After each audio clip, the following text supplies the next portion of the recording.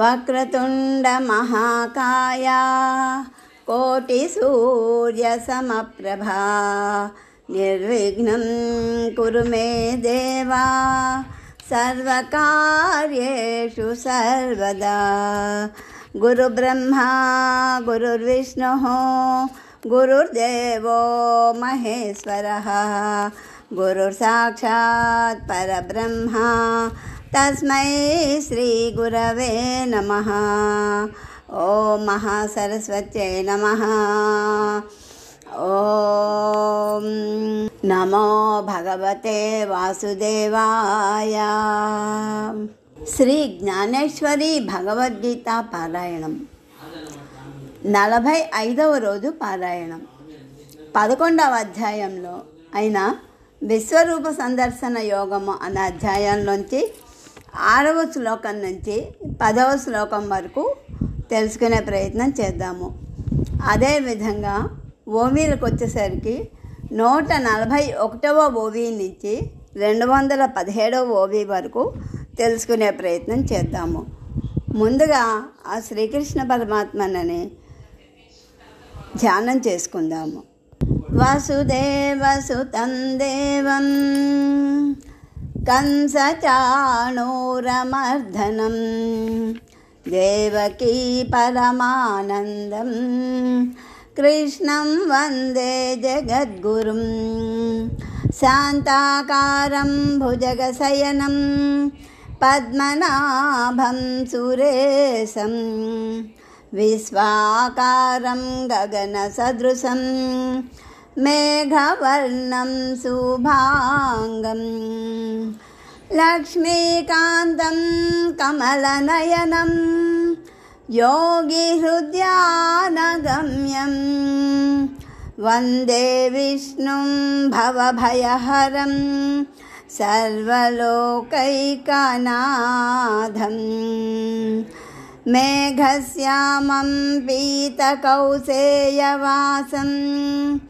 శ్రీవత్సాంకం కౌస్తుభోద్భాసితాంగం పుణ్యోపేతం పుండరీకాయతాక్షం విష్ణుం వందే సర్వలోకైకనాథం సశంఖచక్రం సకిరీటకుండలం సపీతవస్త్రం సరసీరుహేక్షణం సహారవక్షస్థలశోభికౌస్తుభం నమామి విష్ణుం శిరసా చతుర్భుజం ఛాయాయాం పారిజాతస్య ప్రతిబోధితాం భగవతాం నారాయణేన స్వయం వ్యాసేన గ్రథితాం పురాణమునినాం మధ్యే మహాభారతం అద్వైతామృతవర్షిణీం భగవతీం అష్టాదశాధ్యాయినీం అంబ త్వాం అనుసందధామి భగవద్గీతే భవద్వేషిణీం యత్ర యోగీశ్వర కృష్ణో యత్ర పార్థో ధనుర్ధరః తత్ర శ్రీర్విజయోర్భూతిః ధ్రువా నీతిర్మతిర్మమ పవిత్రాణాయ సాధూనాం వినాశాయ చ దుష్కృతాం ధర్మ సంస్థాపనార్థాయ సంభవామి యుగే యుగే. ఓం శ్రీకృష్ణాయ పరబ్రహ్మణే నమః. జ్ఞానేశ్వరి భగవద్గీత 11వ అధ్యాయం విశ్వరూప సందర్శన యోగం 6వ శ్లోకం నుంచి 10వ శ్లోకం వరకు తెలుసుకుందాము. అదేవిధంగా ఓవీలకు వచ్చేసరికి 141వ ఓవీ నుంచి 217వ ఓవీ వరకు తెలుసుకునే ప్రయత్నం చేద్దాము. పశ్యాదిత్యాన్ వసూన్ రుద్ర నస్వినౌ మరుతస్తథా బహూన్యస్తదృష్టపూర్వాణి పశ్చాశ్చర్యాణి భారత. ఈ రూపాలుగా ఉన్న నేను కన్ను తెరిస్తే ఆదిత్యాది ద్వాదశ సూర్యుల ఉత్పత్తి అవుతుంది. తర్వాత ఇదే దృష్టిని మూస్తే వెంటనే దేవతలందరూ లయిస్తారు. నా నోటిలో నుంచి శ్వాసోచ్ఛ్వాసల వల్ల సర్వము జ్వాలామయమైపోయి ఆ జ్వాలల నుంచే అష్టవసువుల సముదాయం ఉత్పన్నమవుతుంది.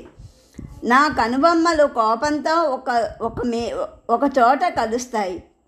అలా కలవగానే 11 రుద్రగణాల సముదాయము ఉత్పన్నమవటం దృష్టికి గోచరిస్తుంది. వాటిలో సౌమ్యత ఆవిర్భవిస్తే అశ్వినీ కుమారుల్లాంటి అసంఖ్యాకులు ఉత్పన్నమవుతారు. ఓ పాండవా, నా చెవుల నుంచి అనేక రకాల వాయువులు ఉత్పన్నమవుతాయి. ఈ ప్రకారంగా నా ఒక్కొక్క ఆకారపు సహజ లీలల నుంచి దేవతల సిద్ధుల కులం ఉత్పన్నమవుతుంది. అపారమో విశాలమో అయిన రూపాలను ఇక్కడ నా విశ్వరూపంలో చూడు. ఈ స్వరూపాన్ని వర్ణించి వేదాల వాణి కూడా పడింది. ఆ రూపాలను చూడడానికి కాలుడికి కూడా ఆయుష్ సరిపోదు. ఆ రూపం బ్రహ్మదేవుడికి కూడా అంతుపట్టదు. 3 వేదాలు కూడా ఎన్నడూ దీని పేరునైనా వినలేదు. అలాంటి నా అనేక రూపాలను ఇక్కడ ప్రత్యక్షంగా చూడు.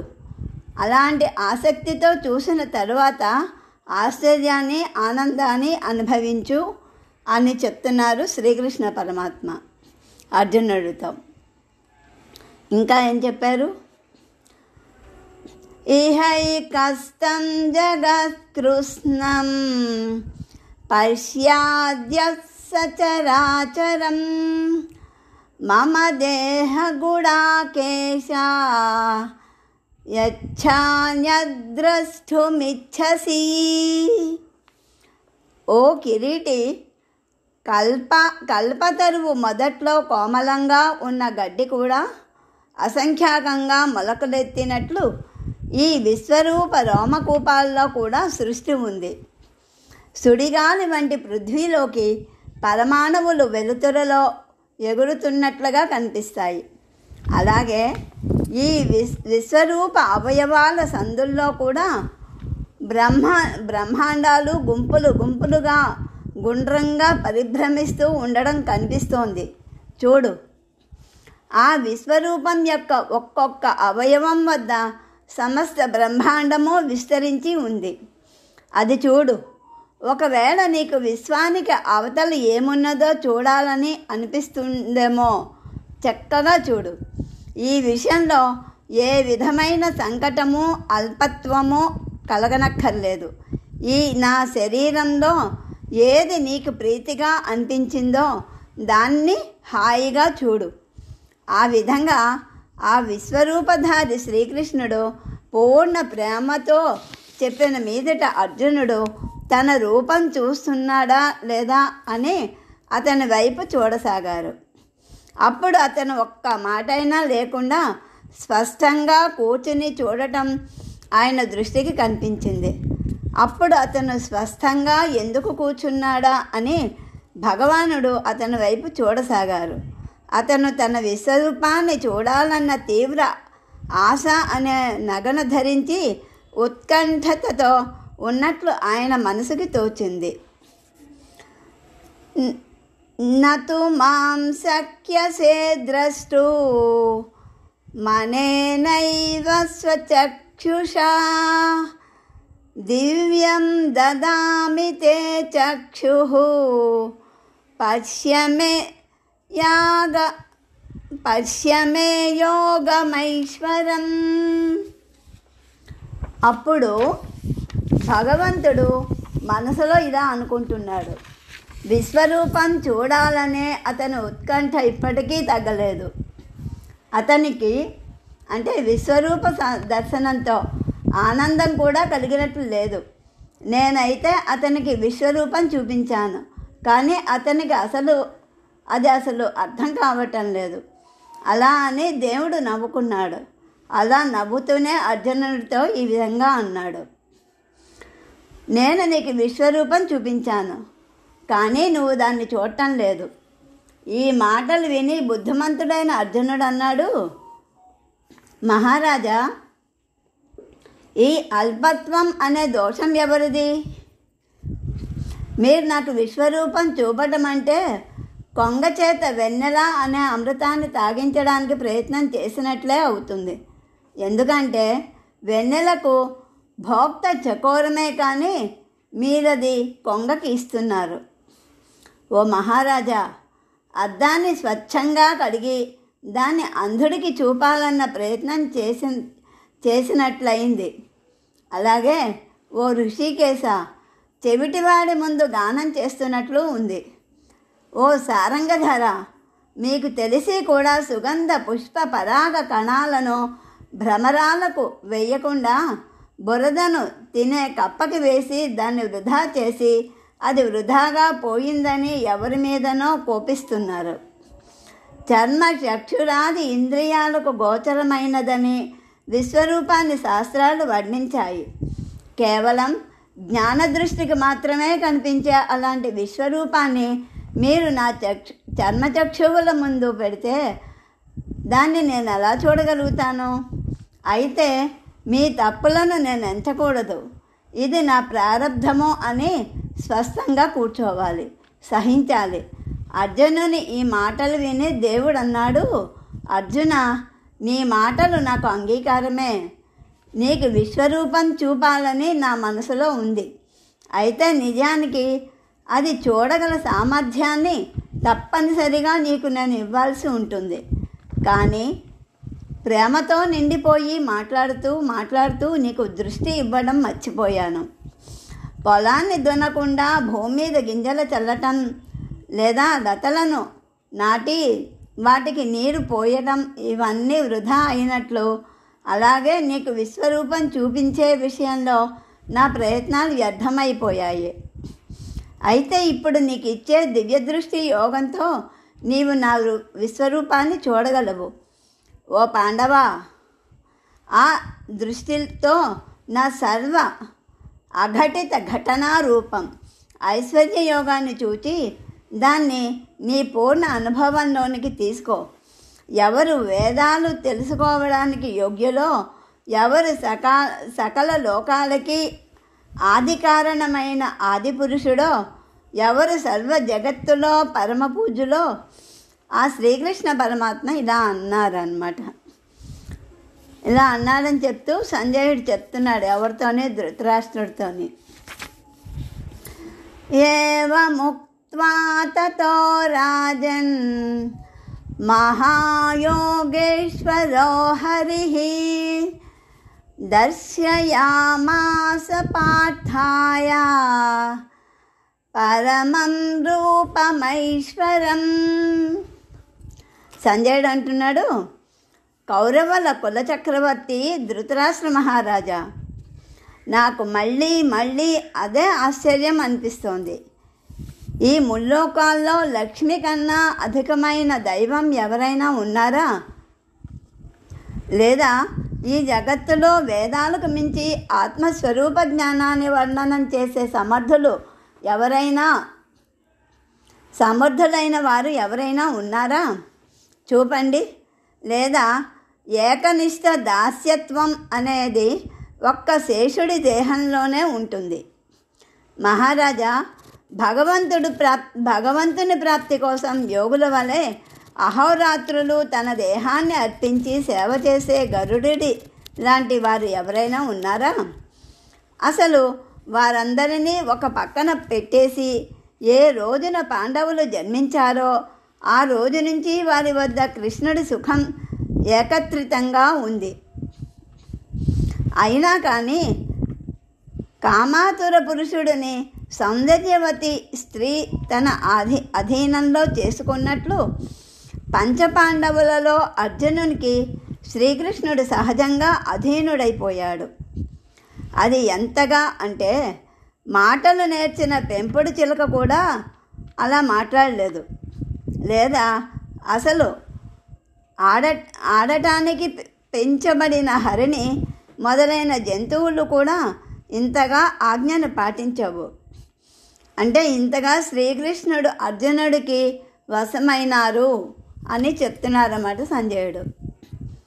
అర్జునుని అదృష్టం ఎంతగా అనుకూలమయ్యిందో తెలియటం లేదు. ఈరోజు పూర్ణబ్రహ్మ అయిన శ్రీకృష్ణ పరమాత్మ ఐశ్వర్యాన్ని అనుభవించగల అదృష్టం పొందాడు అర్జునుడు. అతని కళ్ళే యోగ్యమైనవి కనుక అతని మాటలు పట్టుకొని శ్రీకృష్ణుడు అతని కోరికలు నెరవేరుస్తున్నారు. అర్జునుడు కోపిస్తే దేవుడు స్వస్థతతో సహిస్తున్నారు. అతను అలిగితే అతన్ని బతిమాలుతున్నారు. ఆశ్చర్యమేముంది, దేవుడే అర్జునుని పట్ల పిచ్చివాడైపోయాడు. అర్జునుని గోష్ఠి వదిలేసి ఆలోచిస్తే శ్రీకృష్ణుని యోగ్యతని ఎంతని వర్ణించాలి. సమర్థులైన సుఖాదికులు జన్మతః విషయాలను జయించి అంటే జితేంద్రియులై జన్మించారు. అలాంటి వారు భగవానుని రాసక్రీడను వర్ణించి అతని స్తుతి పాఠకులయ్యారు. రాజా శ్రీకృష్ణ పరమాత్మ యోగుల సమాధి ధనము అధిదైవతము ఈరోజు ఆయన పార్థునికి స్వాధీనమైన వారు. అది నా మనసుకు ఎంతో ఆశ్చర్యం అనిపిస్తుంది. ఇంతగా చెప్పి సంజయుడు మళ్ళీ ధృతరాష్ట్రునితో అన్నాడు, రాజా ఇందులో ఆశ్చర్యం ఏముంది? శ్రీకృష్ణుడు అంగీకరించిన వారికి అలా భాగ్యోదయం అవుతుంది, అది నిశ్చయం.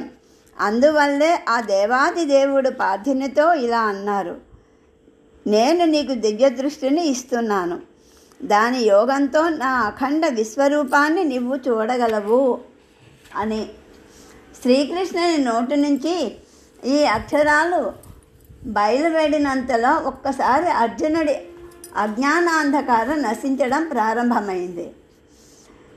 శ్రీ జ్ఞానేశ్వరుడు అంటున్నారు, నీకు దివ్య దృష్టిని ఇస్తాను అనే మాటలు ఆయన నోటి నుంచి వెలువడ్డ అక్షరాలు కావు. బ్రహ్మస్వరూప సామ్రాజ్యాన్ని ఐశ్వర్యాన్ని ఆత్మతత్వంతో చూపే జ్ఞానజ్యోతులే శ్రీకృష్ణుడు అర్జునుని కోసం వాటిని వెలిగించారు. దివ్య దృష్టి యొక్క ప్రకాశం పడటంతో అర్జునుని జ్ఞానదృష్టి సామర్థ్యం పెరిగింది. ఆ విధంగా తన ఐశ్వర్యాన్ని శ్రీకృష్ణుడు అతనికి చూపారు. భగవంతుని ఇలాంటి వివిధ అవతారాలు ఏ విశ్వరూపమనే సముద్రపు అలలు అయ్యాయో లేదా అని తేజోరూప సూర్యకిరణాల వల్ల ఈ సర్వ జగత్తు మృగజలాల్లాగా భాసిస్తుందో, ఎవరి అనాది సిద్ధ సత్యస్వరూప భూమిక మీద స్థావర జంగమ రూప చిత్రాలు ముద్రించబడతాయో తన ఆ మూల స్వరూపాన్ని శ్రీకృష్ణుడు అర్జునునికి చూపారు. ఇది వరకు చిన్నతనంలో శ్రీకృష్ణుడు ఒక్కసారి మట్టి తిన్నప్పుడు యశోద కోపగించి అతన్ని చేత్తో పట్టుకుని మందలించింది. అప్పుడు భయంగా నేను మట్టి తినలేదు అని రుజువు చేయడానికి నోరు తెరిచి ఆ నిమిత్తంతో యశోదకు అందులో 14 భువనాలు సావకాశంగా చూపాడు. ఒకసారి మధువనంలోని ధ్రువుడు దర్శనం కోసం వెళ్ళినప్పుడు దేవుణ్ణి స్తుతించాలని అతని మనసులో గొప్ప ఇచ్చ కలిగింది. అది ఎలా చేయాలో అతనికి తెలియలేదు. అప్పుడు దేవుడు అతని చెంపని తన శంఖంతో స్పృశించాడు. వెంటనే అతను వేదాల బుద్ధి కూడా కుంటుపడేలా ఆయన్ని స్తుతించగలిగాడు. అలాగే శ్రీహరి ధనంజయుణ్ణి ఎంతగా అనుగ్రహించారంటే ఇప్పుడు అతని మాయ ఎక్కడికి పోయిందో దాని చిరునామా కూడా తెలియటం లేదు.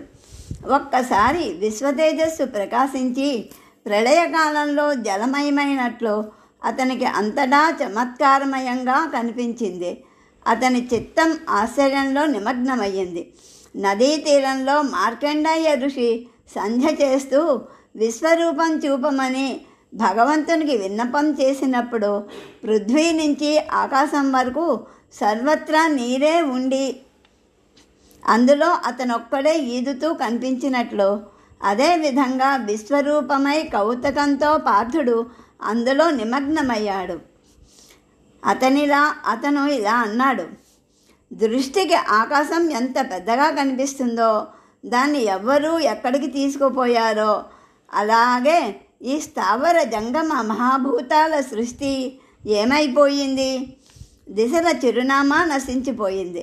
అవి ఆకాశంలోకో పాతాళంలోకో ఎటువైపు పోయాయో తెలియటం లేదు. మెలకువ వచ్చిన మనుషులకి స్వప్నంలో చూసిన పదార్థాలు దృష్టికి కనిపించినట్లు ఎంతసేపు దృష్టిలో పడిన సృష్టి నశించిపోయింది.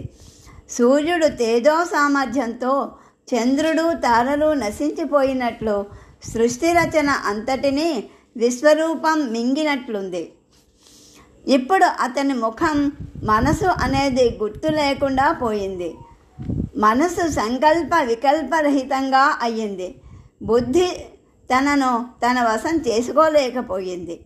ఇంద్రియాల వృత్తి వెనుతిరిగి అంతర్ముఖంగా అయి హృదయంలో నిలిచిపోయింది. అప్పుడు స్తబ్దతకే స్తబ్దత ప్రాప్తించింది. ఏకాగ్రత వచ్చింది. అంతెందుకు, సర్వజనానికి మోహనాస్త్రం వేయబడినట్లయింది. ఈ విధంగా అతడు ఆశ్చర్యయుక్తుడై కౌతుకంతో అన్ని వైపులా చూడసాగాడు. అతని ముందున్న చిన్న చతుర్భుజమూర్తి పెరిగి అనేక రూపాలు తీసుకొని అన్ని వైపులా వ్యాపించినట్లు అనిపించింది. వర్షాకాలంలో మేఘం లేదా మహాప్రళయకాలంలో సూర్యుని తేజస్సు ఒక్కసారి అన్ని వైపులా వ్యాపించినట్లు భగవంతుడు తన స్వరూపం తప్ప ఎటువైపు కూడా ఇతరాన్ని దేన్ని మిగిలి ఉండనీయకుండా చేశారు. మొట్టమొదట అర్జునుడు శ్రీకృష్ణుని స్వరూపం చూచి తృప్తి అనిపించి స్తబ్దుడైపోయాడు. వెంటనే కళ్ళు తెరిచి చూడగానే అతని దృష్టికి విశ్వరూపం కనిపించింది. ఆ ప్రకారంగా అతడు 2 కళ్ళతో సర్వ విశ్వరూపం చూడడానికి అతనికి కలిగిన ఇచ్ఛను శ్రీకృష్ణుడు నెరవేర్చారు. అనేక వక్త్రనయన మనేకాద్భుత దర్శనం అనేక దివ్యాభరణం దివ్యానేకోద్యతాయుధం. అప్పుడు ఆ విశ్వరూపంలో అనేక ముఖాలను చూశాడు అర్జునుడు. అవి కేవలం శ్రీ విష్ణువు యొక్క రాజమందిరంలాగా సుశోభితంగా కనిపించాయి. లేదా లావణ్య లక్ష్మి యొక్క భాండారము తెరుచుకుందా అన్నట్లున్నాయి. లేదా ఆనందము అనే వనం నిండిపోయిందా అన్నట్లుంది. సౌందర్యానికి రాజ్యాధికారం లభించినట్లున్న ఆహ్లాదకరమైన శ్రీహరి ముఖాన్ని అర్జునుడు చూచాడు. అదేవిధంగా ఆ ముఖాల్లో కూడా కొన్ని ముఖాలు సహజంగా భయంకరమైనవి. వాటిని చూస్తే కాళరాత్రిలో సైన్యాలు వచ్చినట్లు కనిపించాయి. లేదా మృత్యువుకే ఈ ముఖాలు ఉత్పన్నం అయ్యాయేమో అన్నట్లు భయం అనే కోటలు కట్టినట్లు లేదా ప్రళయాగ్ని మహాకుండలాలు వెలిగించినట్లు ఉన్నాయి. అలా అద్భుతము భయంకరము అయిన ముఖాలను అర్జునుడు అక్కడ చూశాడు.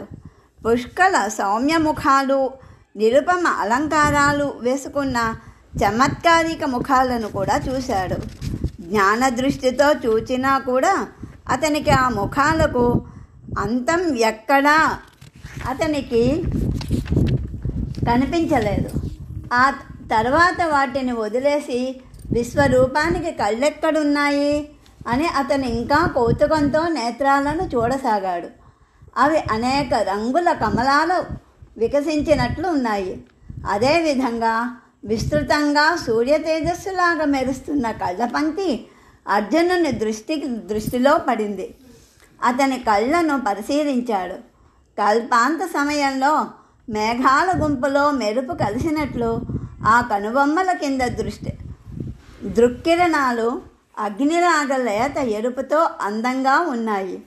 ఆ ఒక్క రూపంలోనే రకరకాల చమత్కారాలు చూసినప్పుడు ఆ ఒక్క విశ్వరూపంలో అనేక రకాలైన గోష్ఠులు నిండిపోయి ఉన్నాయని అర్జునుని అనుభవానికి వచ్చింది.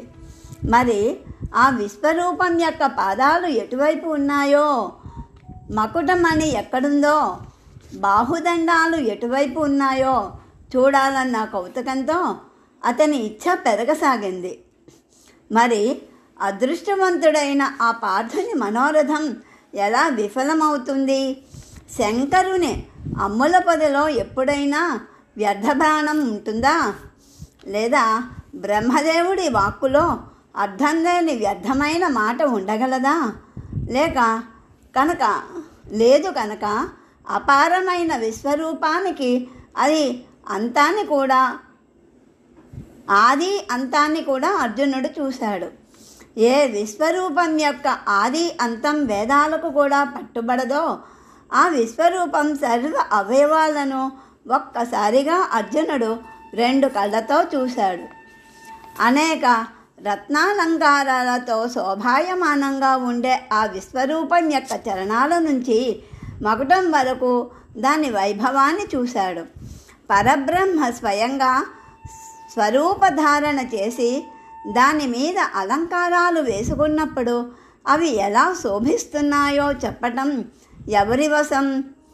ఎవరికి తేజస్సుతో చంద్రుడు, సూర్యుడు ఇత్యాదులు మండలంలో ప్రకాశిస్తారో, ఎవరి ప్రభ మహాతేజస్సుకి జీవనమో, ఏ ప్రభతో ఈ విశ్వరూపం ప్రకాశించబడుతుందో ఆ బ్రహ్మరూప అలంకారాలు వేసుకున్న మీదట దాన్ని తెలుసుకోగల శక్తి ఎవరికి ఉంటుంది? కానీ అర్జునునికి ఆ బ్రహ్మ తన స్వరూప అలంకారాలను తానే తన అంగాలపై వేసుకున్నట్లు దృష్టికి కనిపించింది. అప్పుడు అర్జునుడు జ్ఞానదృష్టితో విశ్వరూపం యొక్క చేతులు చూడసాగాడు. అవి సరళంగా ఉండి అందులో కల్పాంత జ్వాలలను ఛేదించగల శస్త్రాలు మెరుస్తున్నట్లు అతని దృష్టికి కనబడింది.